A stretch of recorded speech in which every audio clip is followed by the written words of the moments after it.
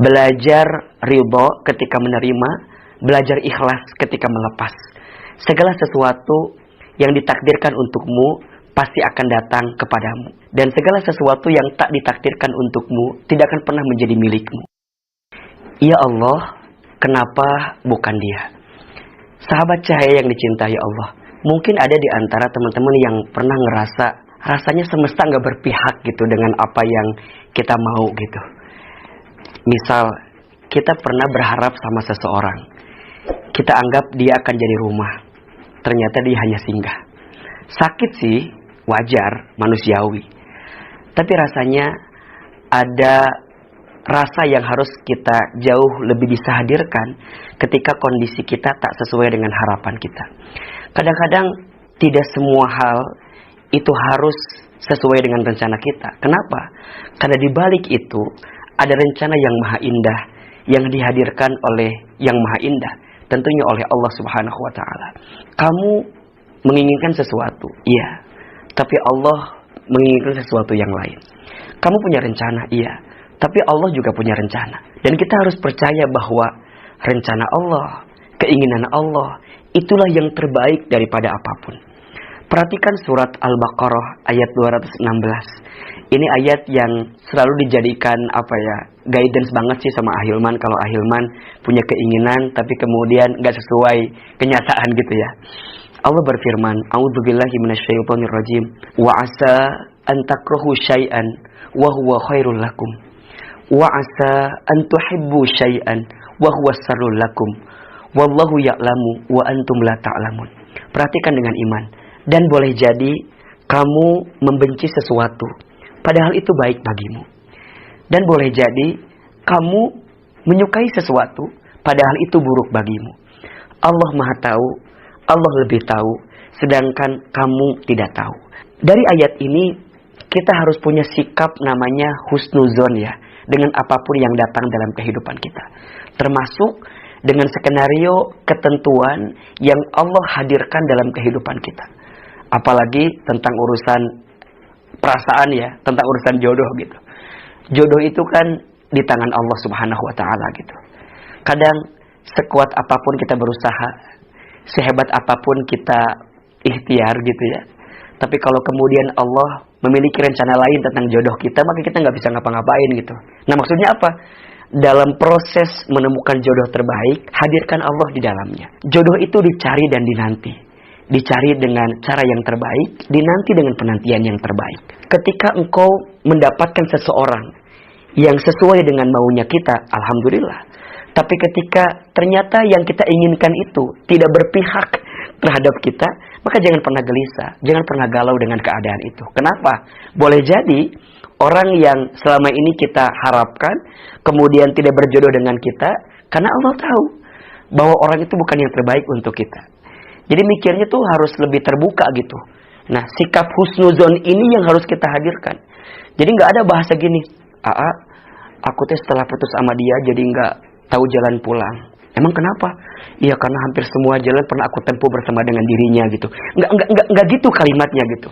Atau ada bahasa gini, aku tuh pas putus sama dia tuh jadi nggak bisa makan apa-apa. Emang kenapa? Iya karena hampir semua menu pernah aku makan bersama dengan dirinya. Kayaknya rapuh banget hidup ini kalau kayak begitu. Hidup kita tidak mengkhawatirkan apa yang kita pikirkan. So, sikap terbaiknya apa? Husnuzon. Dan husnuzon ini adalah landasan utama untuk naik kepada sikap yang selanjutnya. Apa? Ridho. Menerima dengan ketentuan Allah. Belajarlah untuk menerima dan ridho atas segala ketentuan yang Allah hadirkan. Jangan pernah membenci keadaan. Karena malam pun tidak pernah menghina takdirnya menjadi gelap. Jangan pernah menghina keadaan.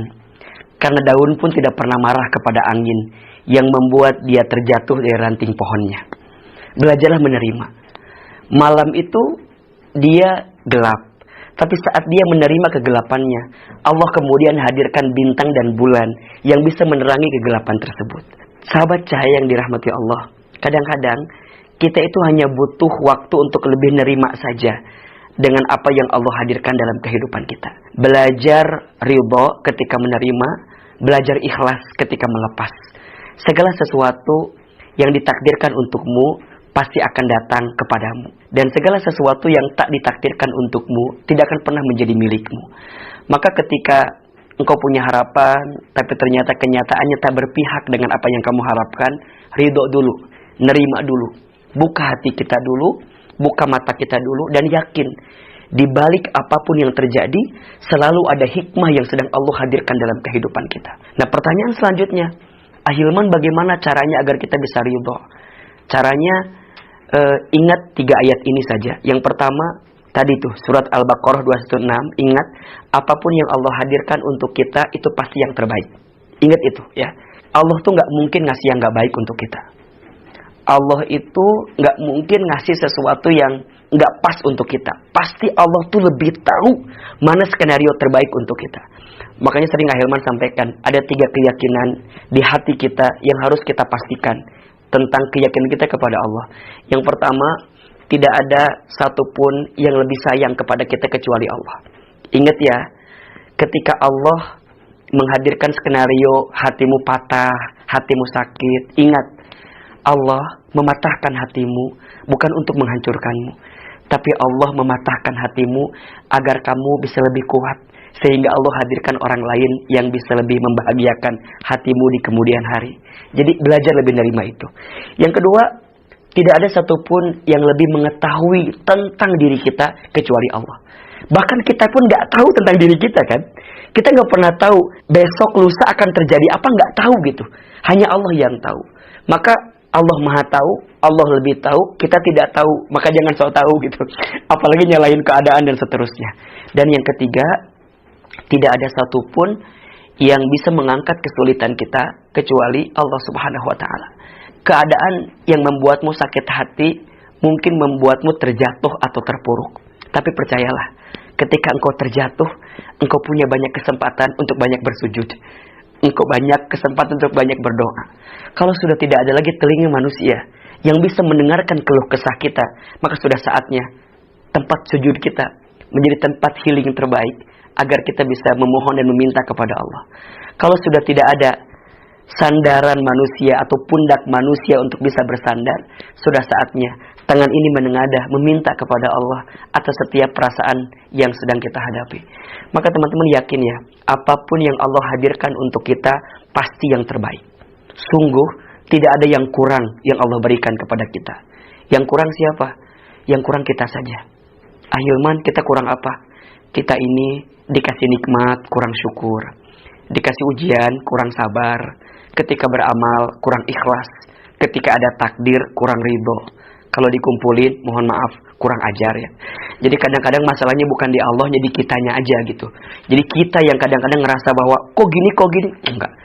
Pasti yang Allah hadirkan itu yang terbaik. Yang kedua, yakin Allah tidak mungkin memberikan beban kepada kita melebihi batas kemampuan kita. La yukallifullahu nafsan illa wus'aha. Ya. Allah memberikan beban kepada kita karena Allah tahu tubuh kita, hati kita kuat untuk menerima beban itu. Maka jangan pernah bilang gini, enaknya orang mah nggak ada beban kayak saya gitu. Enaknya orang mah, jangan. Kenapa? Karena Allah menitipkan masalah sebesar apapun kepadamu, karena Allah tahu hati dan pundakmu kuat untuk menghadapi itu semua. Dan yang ketiga, harus yakin, fa inna ma'al usri yusra, inna ma'al usri yusra. Maka sesungguhnya bersama kesulitan ada kemudahan. Sesungguhnya bersama kesulitan ada kemudahan. Ya sudah, orang yang sudah pergi meninggalkanmu, udah, buanglah mantan pada tempatnya. Ya. Jangan gelisah lagi, jangan galau lagi. Sekarang buka hati, kemudian ya pastikan kesendirian kita untuk jadi momentum terbaik agar kita bisa menanam banyak kebaikan saja. Ingat ya, kadang-kadang waktu sendiri itu penting sih. Untuk apa? Untuk kita menemukan makna di balik apapun yang terjadi. Dan kita harus ingat, di balik kegelapan selalu ada cahaya yang sedang dihadirkan. Maka boleh jadi ya orang ninggalin kita ya gak apa-apalah. Karena sebentar lagi ada orang lain yang akan dihadirkan oleh Allah untuk kita. Apa kuncinya? Ridho, menerima, ikhlas, melepas. Ini kuncinya. Ridho, nerima, ikhlas, melepas. Kenapa sampai sekarang kok belum datang juga penggantinya? Mungkin ada di hati masalahnya. Engkau belum beridho, dan engkau belum ikhlas melepaskannya. Tapi kalau engkau sudah bisa menerima itu, percayalah akan banyak kebaikan yang sedang Allah hadirkan untuk kita. Nabi Shallallahu Alaihi Wasallam bersabda, sesungguhnya pahala itu tergantung beratnya ujian. Wa innallaha idza ahabba qauman ibtalahum. Dan sungguh Allah apabila mencintai suatu kaum, Allah akan menguji kaum tersebut. Allah menguji hamba tersebut. Apa sikapnya? Faman radiya falahu ridha, wa man sakhita falahu sukhtu. Barang siapa yang ridho dengan ketentuan Allah, maka Allah ridho kepadanya. Dan barang siapa yang benci dengan ketentuan Allah, maka Allah juga benci kepadanya.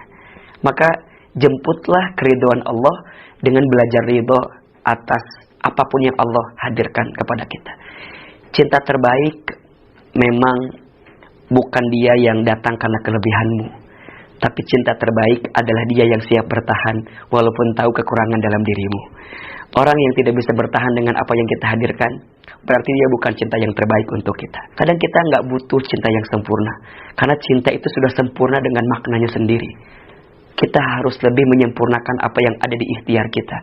Karena percayalah, ikhtiar kita adalah amal soleh kita. Ikhtiar kita adalah usaha terbaik yang kita hadirkan untuk mendapatkan keridhaan Allah Subhanahu wa taala. Percayalah dengan kekuatan doa. Doa itu senjatanya orang beriman. Jika doamu belum dikabulkan di waktu yang cepat, maka Allah akan kabulkan di waktu yang tepat.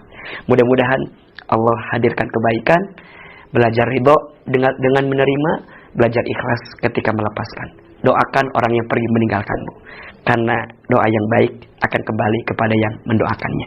Insya Allah, ya kalau tidak tahun ini, tahun depan ya. Mudah-mudahan Allah gantikan dengan yang lebih baik. Wallahu a'lam bishawab. Amin ya rabbal alamin. Assalamualaikum.